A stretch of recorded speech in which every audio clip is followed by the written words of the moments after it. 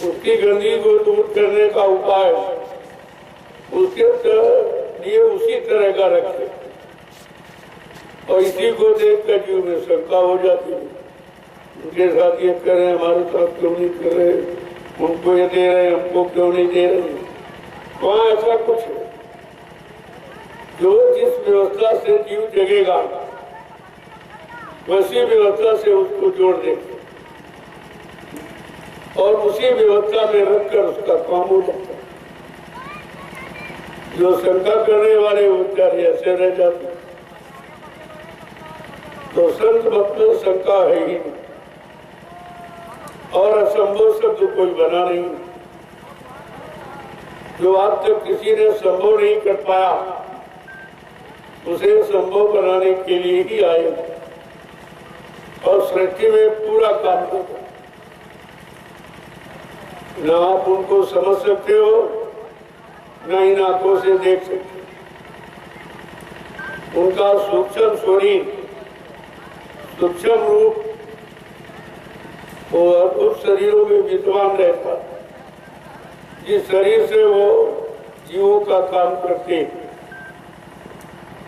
और आप उस पोल को समझ नहीं सकते हो किस पोल में उनका सद्रूप शरीर काम कर रहा, या वो शक्ति किस शरीर में उन्होंने प्रवेश की। कहते सब भीतर साइया सूर्य सेज न कोय, वाह घट धन सरायो जागृत प्रगट। सब घट पे मालिक की जीवात्मा विद्यमान है, लेकिन वो घट धन है जिस घट मालिक के समय का संदेश प्रसारित होता है।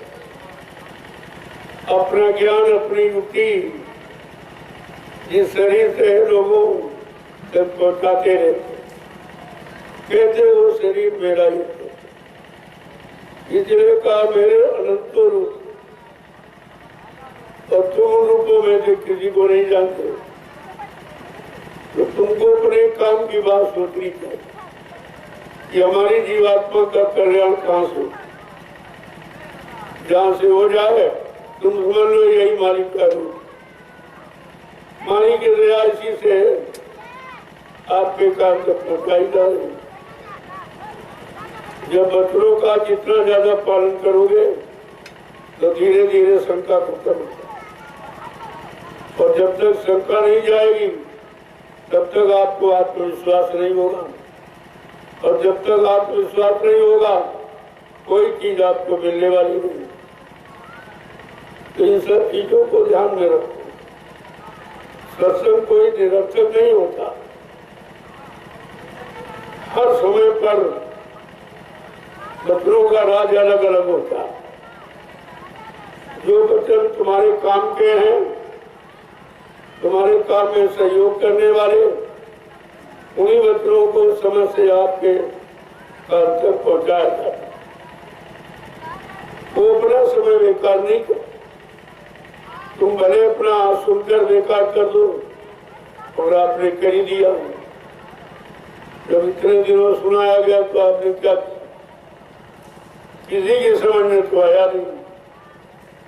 अगर एक भी वचन समझ में आ जाता तो तुम अपने गुरु को कभी नहीं छोड़ते, कभी अपने गुरु में तुम शंका नहीं करते, कोई भूल भ्रम संदेह ही नहीं, वहां तो शंका रह ही नहीं सकती। शंका का समाधान गुरु के वचनों से ही होता है, और वो सब करके दिखा देते। अगर जीव सुनकर नहीं समझ पाता है तो अपने तो जो उनका समय निश्चित है उस समय पर करके दिखा देंगे, लेकिन तब तक आपका जीवन निरर्थक चला जाएगा। अगर समय से जुड़ जाओ और समय से उसको अपने जीवन में उतारने लगो विश्वास करके, तो आपको लाभ मिल जाएगा। जो लाभ चाहने वाले प्रेमी वो कभी अपने गुरु के वचनों में कोई शंका नहीं, गुरु में कोई शंका नहीं करते हैं, क्योंकि गुरु शंका निवारण करने वाला होता है। वहां शंका संदेह बोल टिक ही नहीं सकता। अगर उस दरबार में आप शंका करते हो इसका मतलब है अभी आप दरबार को जान नहीं पाए, दरबार की महिमा आपकी समझ में नहीं आ पाई है।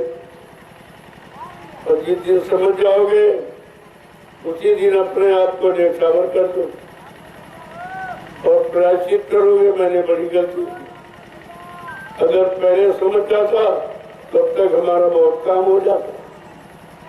तो धीरे धीरे वो समय आ रहा इस घड़ी आपको पछताना पड़ेगा।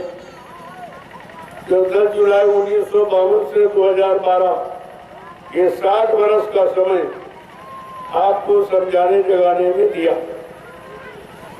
और आपने इतना समय गंवा दिया, न गुरु को समझ पाए न गुरु के बच्चों को। गुरु किस लिए आए, किस काम के लिए आए ये भी आप नहीं जान पाए, क्योंकि आपने अपना काम उसे करा नहीं पाया। तो नुकसान के सिवा आपके हाथ में कुछ नहीं लगा। और अगर इसी तरह शंका संदेह मूल ब्रह्म में पड़े रहोगे तो कुछ मिलने वाला नहीं है, तब तक आपका जीवन खत्म हो जाएगा। कि जीवन रोज का रोज कमी हो रहा, एक दिन जो सुबह शाम कह के निकाल रहे हो ये आपका जीवन कम होगा और एक दिन ये गिनती समाप्त हो जाए, क्योंकि कलयुग में 100 वर्ष का समय आपको मिला। वो भी अच्छा खान पान, अच्छी संग सोबत, अच्छे कर्म करोगे तो। बुरे खान पान, बुरी संग सोबत में फंस गए तो 50 में खेल खत्म हो जाएगा। तो कितने लोग जा रहे हैं गंदा खान पान में फंस गए, वो 30-40 में ही चले जाए। यानी ये तो अपने जीवन में आग लगाना हुआ कि तुम अपने जीवन में आग लगा रहे हो तो तुम दूसरे के जीवन को क्या समझोगे। और यही कारण है कि दूसरे जीवों का भी जीवन, उन जीवों को मारना, काटना, सताना और उनके मुर्दा मांस को खाना, ये सब अज्ञानता ही तो आती है। अगर ये जानकारी हो जाए कि जैसी हमारे में दर्द है वैसे इसमें भी दर्द, ये भी परमात्मा का बनाया और हमारा भी बनाया। दर्द तो सब है, दर्द में कोई कम ज्यादा की बात नहीं है। और तुम जब भूल जाते हो अपने दर्द तो दूसरे के दर्द को भी भूल जाते हो। ये मारना काटना क्यों लोग कर रहे, बेचारे दर्द को नहीं करते, उनमें रहम और दया समाप्त हो। पशुओं से भी बदतर उनका जीवन, रहम दया तो पशु भी करता।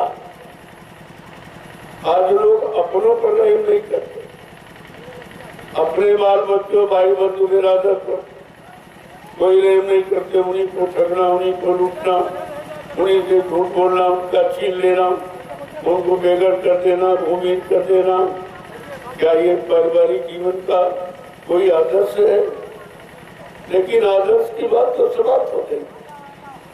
अब आदर्श गौरव गरिमा केवल कथन मात्र है, कहने में है, सुनाने में, लेकिन करने में, करने कराने में बिल्कुल समाप्त हो गए। इसीलिए मानव जीवन पशु जीवन, पशु में होता है कि यही पशु प्रवृत्ति है कि आप ही चरें। उनमें प्रवृत्ति आदर्श स्वभाव होता है कि हम ही खा ले, हम ही मतलब जानी ये कर ले, वो कर ले, तो पशु। लेकिन वो मनुष्यों में आ गया तो मनुष्य भी पशुओं के समान हो गया।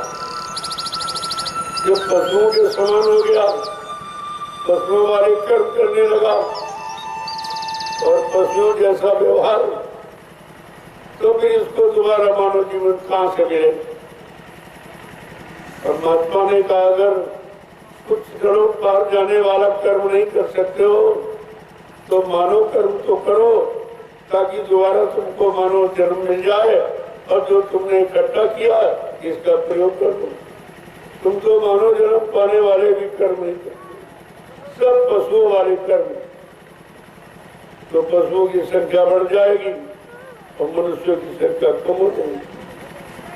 ये सब देखते जाइए आप और समय से सब जानकारी दी जाए।